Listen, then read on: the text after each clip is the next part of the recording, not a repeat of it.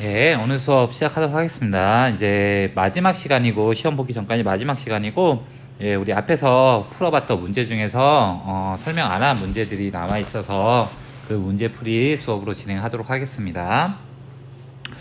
교재 86페이지 봅시다. 이제 인구와 관련된 문제만 남았는데 문제 한번 풀어봅시다. 문제 다 풀 건 아니고 선생님 생각하실 때 너무 난이도가 높거나 그런 문항, 그리고 이런 문항은 더 이상 출제되지 않는 문항들은 넘어가면서 설명하겠습니다. 86쪽 1번 문제 봅시다. 그래프는 세 지역의 연령대별 인구 비율과 성비 이렇게 나와 있죠. 그래서 이 발문에서 여러분들은 어느 정도 찾아야 되는데, 연령대별 인구 비율 이렇게 얘기하면 좀 특징적인 걸 찾아야 되겠죠. 아무래도 노년층 비율이 높은 곳들, 비율이 높은 지역이 나올 가능성이 크고, 그 다음 문항에서는 성비 나오니까 성비가 낮은 곳을 물어보기는 힘들고 성비가 높은 곳 이렇게 생각하고 접근하면 좋을 것 같아요. 물론 이렇게 생각 안 하고 접근해도 문제는 풀 수 있어요.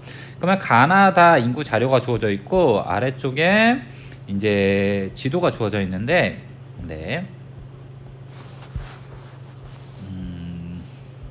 주어져 있는데 한번 봅시다.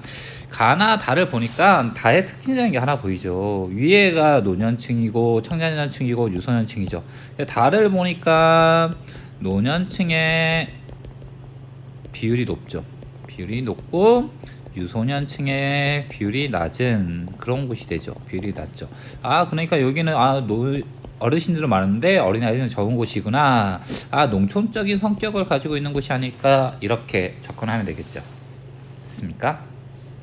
그 다음에 나를 보니까 나의 특징은 뭐 유소년층, 연령층 가지고 구분하기보다는 뭐가 특징적이냐면 성비가 특징적인 거예요. 성비가 한 20대 초반, 이때 보니까 성비가 300을 넘어가고 있죠. 다시 말하면 20세에서 성비가 매우 높죠. 다시 말하면 20대 이때 무슨 현상이 발생하냐면 남초 현상이 극심하게 발생하고 있는 곳이 되겠죠. 됐습니까? 그 다음에 가는 유소년층 많고 청년층도 많고 노년층이 적은, 여기는 노년층의 비중이 좀 낮은 그런 특징을 가진 곳이 되겠죠. 그러면 얘가 지도에서 확인해 봅시다. A가 어디냐면, A의 특징적인 것은 어디냐면 여기죠. 여기 이게 뭐죠? 이게 휴전선이죠. 휴전선이니까 다시 말하면 A는 최전방 지역이 되겠죠.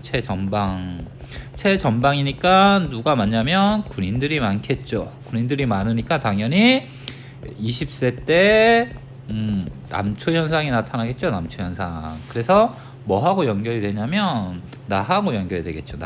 A는 나하고 연결이 되고, 이 지역적으로 어디냐면 여기가 철원이에요. 철원. 무슨 얘기지만 남학생들이 좀 이제 앞으로 그런, 여기서 이제 군생활을 남학생도 분명히 있을 거예요.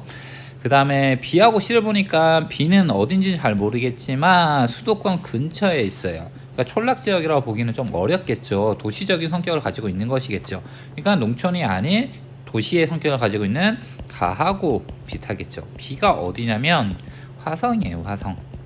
화성이고, C가 어디냐면 C는 경상북도죠. 경상북도에서 대구하고 도시라고 치면 대구하고 안동 뭐 이쪽 지역이 포항 이쪽 지역이 나오는데 거기도 다 비껴왔어요. 그래서 C는 농촌 지역이에요.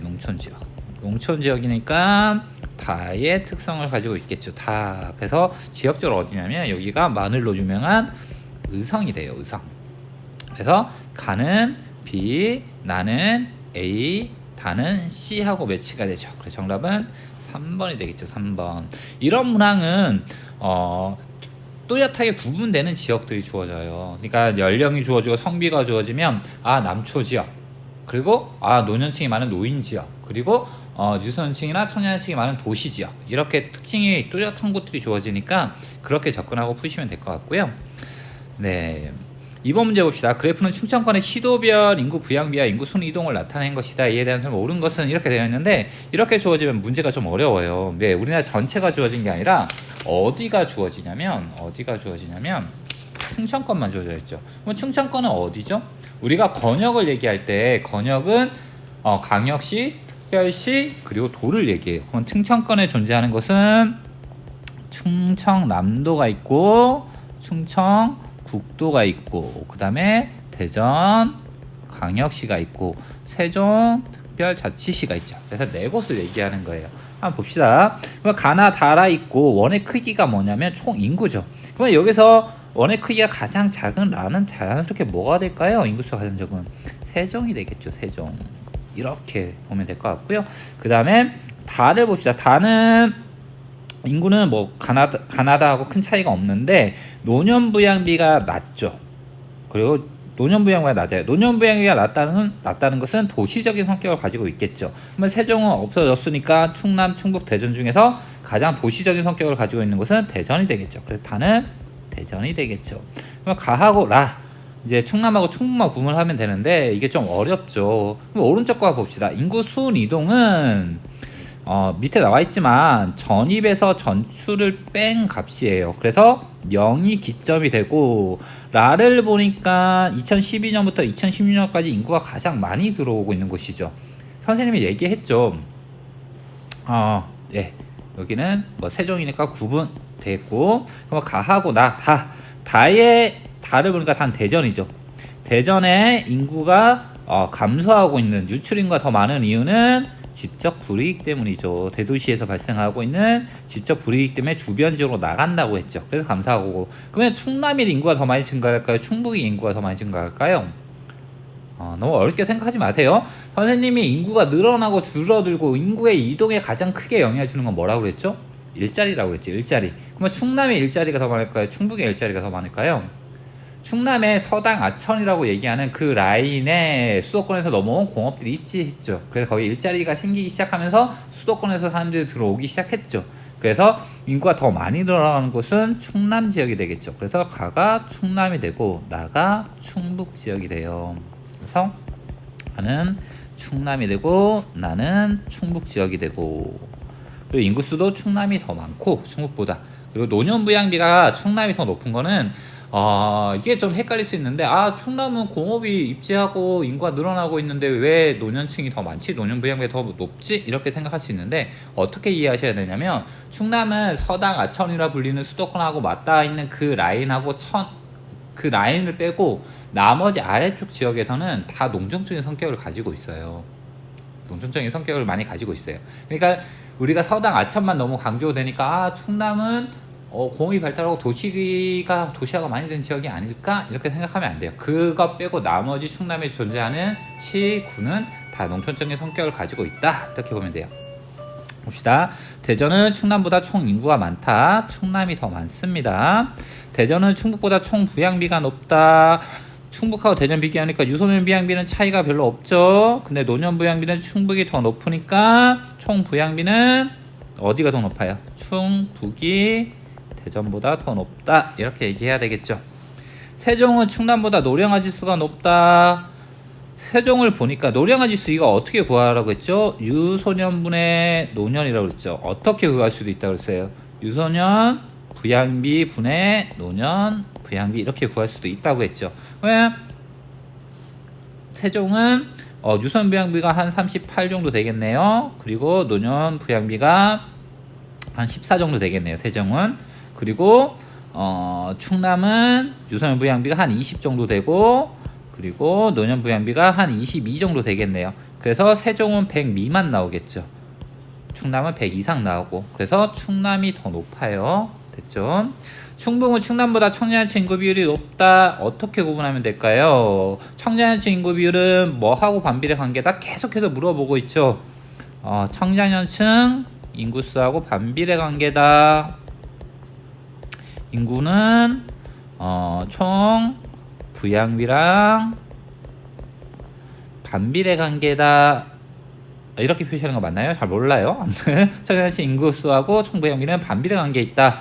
그러면 충남은 충북보다 노년 부양비도 높고 유소년 부양비도 높죠. 그럼 총 부양비는 충남이 높죠. 됐습니까?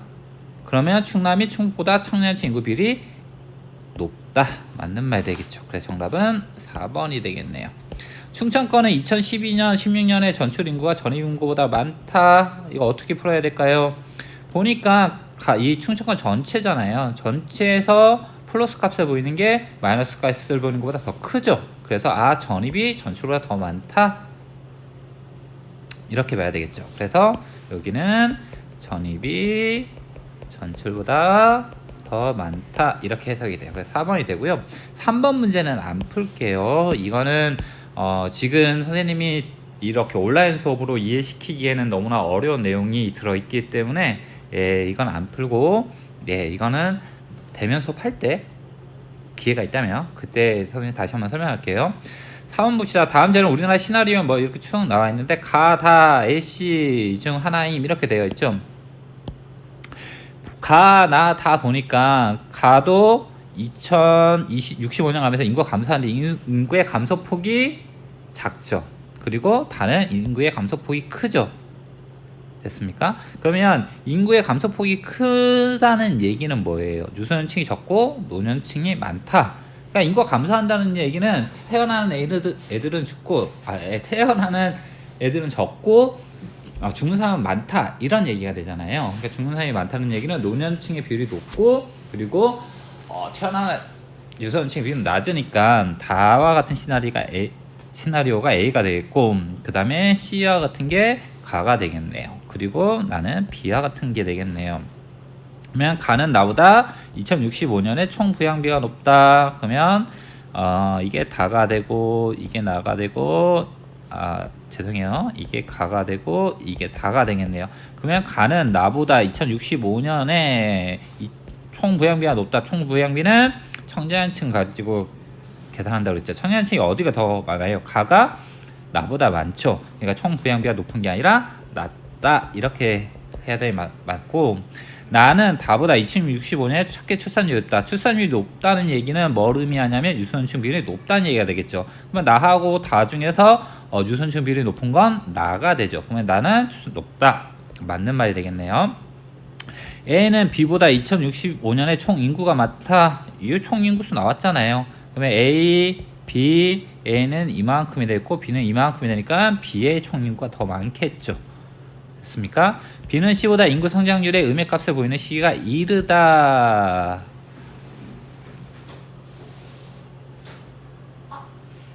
네. B는 C보다 인구 성장률이 음액값을 보이는 시기가 이르다. 이렇게 한번 봅시다. 이건 어떻게 해석해야 될까요? 인구 성장률이 음액값을 보이기 시작하는 게 이르다. B, C고 음액값을 보이기 시작한다는 얘기는 인구가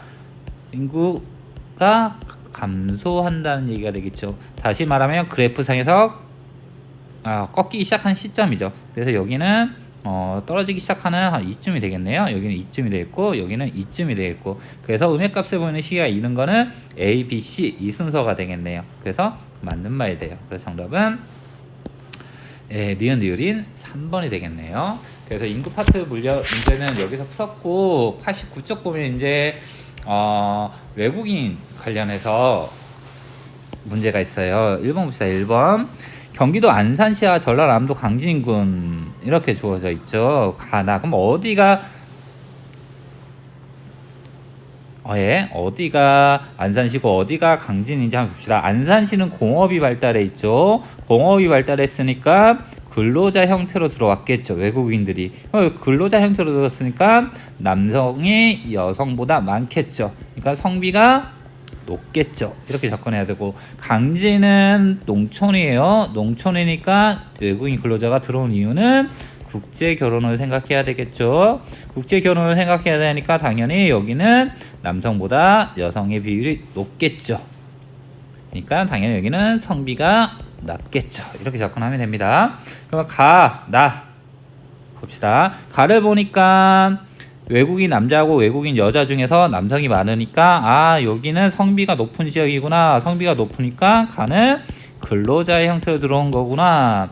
반대로 나는 0.8로 여성이 더 많죠. 여성이 더 많으니까 이건 성비가 낮으니까 국제 결혼의 형태로 들어온 거구나. 이렇게 보면 되겠죠. 그럼 어디를 물어보면 나를 물어보죠.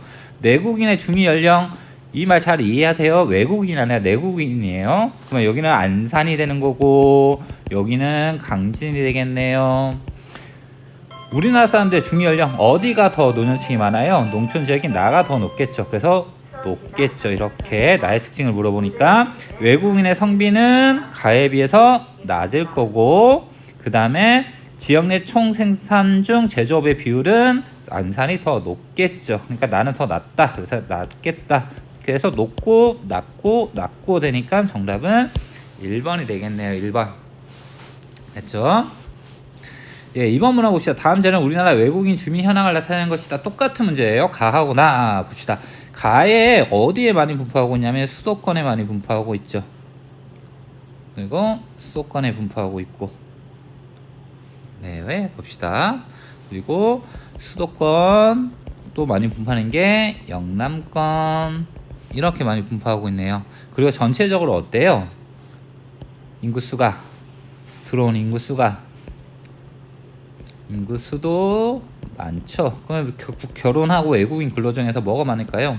근로자가 많겠죠. 이렇게 보면 되고, 그리고 호남권, 강원권 이쪽 지역에 많은데 주로 여성의 비율이 높게 나타나고 있는 걸 볼 수가 있죠. 남성보다. 그래서 나는 호남권 그리고 강원권의 비율이 높게 나타나고 전체적으로 들어온 인구수는 적더라. 그래서 나는 국제 결혼에 해당한다, 결혼 이민자에 해당한다, 이렇게 보면 되겠죠. 그러면 나는 결혼은 근로자보다 성비가 높다. 근로자가 높죠. 가가 나보다 높고, 가는 외국인 근로자고 나는 결혼 이민자겠죠. 호남권은 영남권보다 외국인 근로자 수가 많다. 호남권하고 비교해보면 되겠죠. 호남권하고 영남권, 호남권의 원액크인 이만하고 영남권 원액크인 이만하니까 영남권이 더 많죠. 됐죠? 우리나라 결혼 이민자가 외국인 근로자보다 많다. 우리나라는 결혼 이민자 전체적으로 보니까 원액 크기가 작고 여기는 원액 크기가 크니까 근로자가 더 많겠죠. 됐습니까? 수도권은 비수도권보다 결혼 이민자의 성비가 높다. 결혼 이민자니까 오른쪽 걸 봐야 되겠고, 죄송해요. 수도권을 보니까 수도권은 다른 권역에 비해서 여성의 비율은 낮고 남성의 비율은 높죠. 그러니까 남성이 여성보다 많으니까 성비가 높다. 그래서 정답은 5번이 되겠네요. 됐습니까?